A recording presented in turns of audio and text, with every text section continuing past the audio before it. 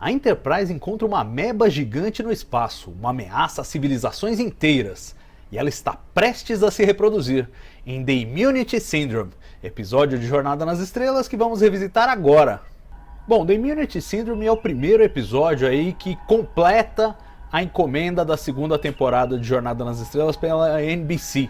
Foram 16 episódios inicialmente, aí contrataram mais 2 de ínterim, e esse foi o primeiro da fila dos últimos 8 a serem produzidos no segundo ano. A série bambeando lá, ameaçada de cancelamento, mas sobreviveu, e assim o produtor John Meredith Lucas teve mais alguns episódios em que trabalhar. Um aspecto interessante desse episódio é que ele foi desenvolvido muito depressa. Em apenas 3 meses, entre agosto e outubro de 1967, a gente foi do primeiro rascunho ali, do primeiro argumento, até o roteiro final para a produção do episódio. Então foi um processo bem rápido, e o primeiro episódio que realmente foi tocado de cabo a rabo pelo John Meredith Lucas. Afinal de contas, até o episódio 16 da segunda temporada, quem estava encarregado da produção era o Gene Alcun, e claro que mesmo antes de terminar o episódio 16, outros episódios estavam em desenvolvimento e tiveram participação ativa do Gene Alcun, inclusive com roteiros dele, que ainda iam aparecer ao final do segundo ano, mas esse é o primeiro episódio que realmente o desenvolvimento todo da história é tocado pelo Meredith Lucas. E é um roteiro do Robert Sabaroff, um cara que tinha já experiência com roteiros de televisão, e a encomenda para ele foi a seguinte, olha, nós não temos dinheiro para fazer um episódio com muitos atores convidados e tal, mas temos aqui um orçamento legal para fazer um episódio com efeitos especiais. Então pensa aí num episódio que a gente só use o elenco principal e tenha efeitos especiais sofisticados. E aí nasceu The Immunity Syndrome, uma ideia que, na verdade, originalmente o Sabaroff pensou a coisa mais ou menos assim, que a criatura que eles iam encontrar era um vírus gigante, não uma ameba gigante, mas um vírus gigante, e que esse vírus estava parasitando algum organismo maior, que sei lá, talvez fosse o universo, ninguém sabe que organismo seria esse, e nós, os humanos, seríamos os anticorpos. Só que esse ângulo aí a NBC não gostou muito, por tocar um pouco na questão religiosa, dizer qual é a função do homem no universo e atribuir a ele a função de anticorpos de um organismo muito maior, que pode sugerir outra coisa, enfim, acharam polêmico, e aí a coisa mudou um pouco e foi diminuído esse aspecto, digamos assim. Ele ainda tá lá, tem aquela sugestão um pouco sutil ali do papel dos humanos aí nessa brincadeira, mas virou uma ameba gigante, e a ideia do organismo maior morreu também, ficou só como, digamos, os anticorpos da galáxia. E aí você pensa assim, poxa, mas como é que os caras queriam produzir um episódio que tivesse tanto efeito especial, se era o começo da encomenda final de 8, se eles precisavam produzir depressa e tal? Bom, uma das vantagens de você fazer um episódio pesado em efeitos visuais, mas que seja leve nas outras coisas, leve em cenários, leve em atores convidados, é que você consegue fazer no prazo e consegue colocar em produção muito rapidamente, porque o pepino vai estar todo na pós-produção, vai estar depois que você filmar o episódio e tiver que fazer os efeitos visuais, aí sim vai dar um trabalhão. Mas no momento da produção, para você filmar um roteiro que é todo passado dentro da Enterprise, é muito rápido, e com o elenco principal, mais fácil ainda. Então daí essa opção de abrir esse episódio dos 8 finais aí com uma coisa que fosse rápida na produção e que tomasse todo o tempo, na verdade, na pós-produção, que aí eles teriam mais tempo para trabalhar. Daí a escolha desse episódio, e a gente não pode negar que realmente, em termos de efeitos visuais, é um dos episódios mais impressionantes da série clássica, talvez o mais impressionante. Quer dizer, a gente tem alguns episódios bem pesados de efeitos visuais, como The Doomsday Machine, que no final acabou sendo mais simples do que se imaginava, ou enfim, tem vários episódios que tem alguma carga de efeitos visuais maior, mas talvez nenhum tão marcante quanto esse, em que você tem aquela ameba gigante e o encontro da Enterprise, e a Enterprise entra dentro do organismo, e é muito interessante ver as técnicas usadas para criar os efeitos visuais. Então, para criar aquelas bolotas meio orgânicas ali e tal, o que eles fizeram era pegar 2 vidros e prensar água e óleo, e gotas de óleo nesse vidro, e conforme você prensava e movia os vidros, as gotas se moviam, mas claro, não se diluíam, porque água e óleo não se misturam, e aí você cria esse padrão maluco. É muito legal. Hoje a gente vive numa era em que todos os efeitos são feitos por computador. Você vê eles usando essas técnicas analógicas, né, que você tem que realmente colocar a câmera num lugar e filmar alguma coisa para criar os efeitos. Foi assim basicamente que eles criaram toda aquela dinâmica maluca ali, psicodélica, do efeito da ameba gigante. Realmente muito interessante esse aspecto da produção.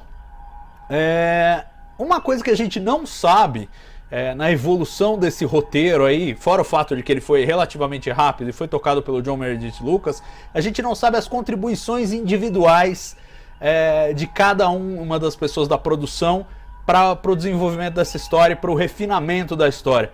Isso porque o John Meredith Lucas tinha um hábito diferente dos produtores que o precederam. Enquanto todos eles trabalhavam e gostavam de trabalhar com memorandos, aquela ideia de que você pega lá a sua secretária, você vai ditando um memorando de não sei quantas páginas, ela vai datilografando, aí copia para todo mundo recebe, lê, responde em memorando, quer dizer, você cria uma documentação da evolução da série.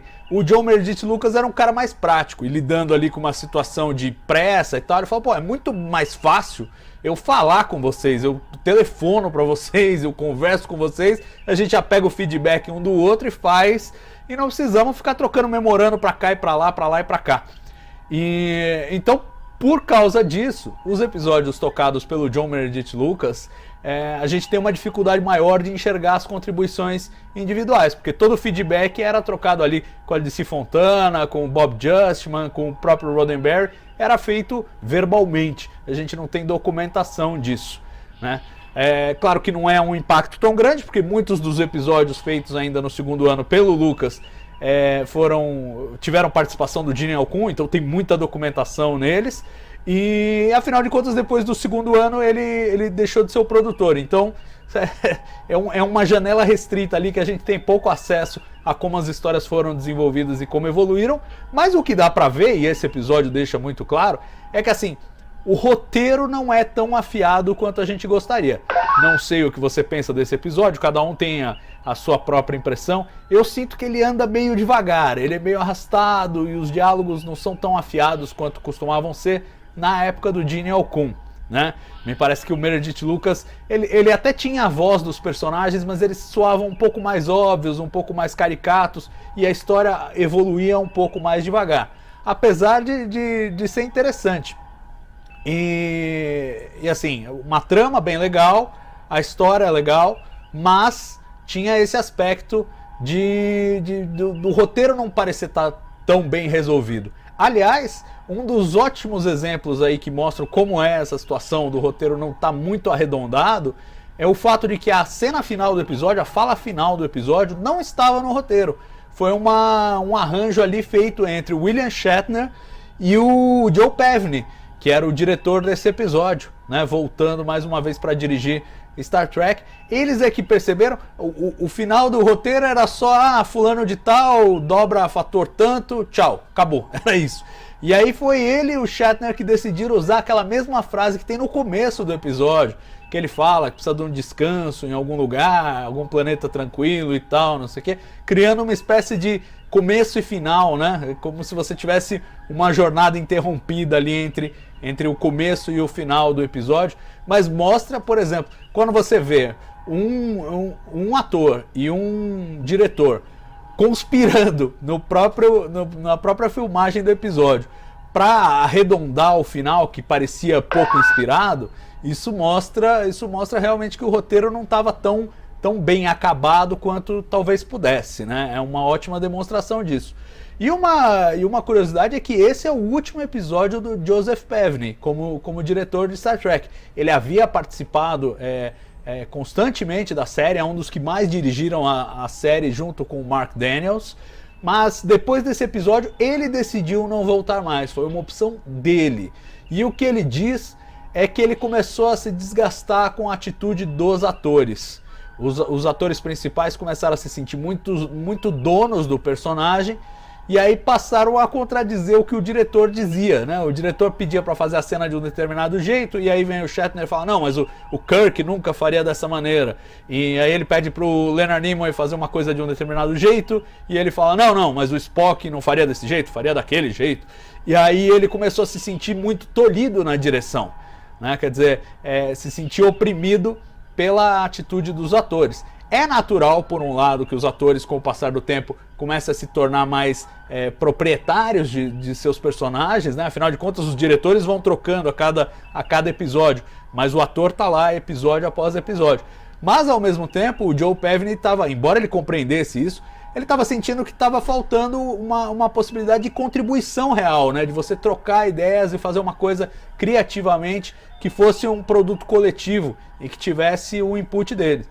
Na verdade, aí no segundo ano da série clássica, a gente tem mesmo uma questão de atritos com atores. O William Shatner ficou muito chateado com a saída do Gene Alcune, muito chateado mesmo. Então isso pode explicar um pouco do comportamento mais arredio dele na segunda temporada, depois da saída do Gene Alcune. E também os outros atores começaram a se sentir mais estrelas, né? Mais empoderados. O Nimoy indicado ao Emmy, o DeForest Kelley virando de um recorrente a personagem principal com um crédito de coestrelando na abertura do episódio. Então todas essas coisas fizeram eles crescerem. Inclusive uma carta recentemente descoberta e publicado no livro do Mark Altman mostra o Gene Roddenberry dando um pito violento nos três atores, falando, isso durante a segunda temporada, vocês parem de se comportar como crianças, vocês estão fazendo birra no set, vocês acham que vocês podem tudo, vocês estão muito se achando, então baixa a bola aí, tal. Então realmente existiu durante a segunda temporada esse clima um pouco maior, principalmente o grande trio que se fechou ali em si mesmo, né? Eles almoçavam juntos, eles tinham uma relação mais próxima e tal, e não sei o quê, e começaram a ter essas atitudes com produtores, com diretores, com roteiristas, até ao ponto do Gene Roddenberry dar um pito. Mas é claro que no final estava todo mundo meio estressado pela ameaça de cancelamento, né? Cada um reagindo ao seu modo, num momento difícil da série, e assim, apesar do ótimo rendimento da segunda temporada, é óbvio que havia alguma frustração. E esse episódio tem um pouco dessas deficiências no final da segunda temporada.